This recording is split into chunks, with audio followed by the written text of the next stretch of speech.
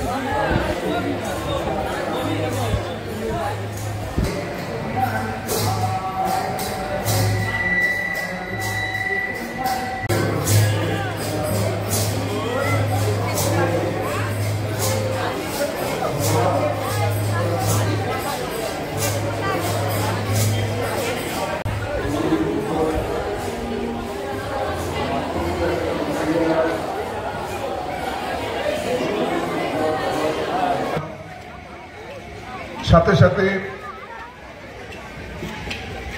আমরা এই সুকান্ত এসছে দেখি, সুকান্ত পাল বিধায়ক আমতার আমি আসার জন্য অনুরোধ করছি। এর বাইরেও আজকের এই দিনে আমার নিজের মন থেকে কিছু কথা বলতে চাই।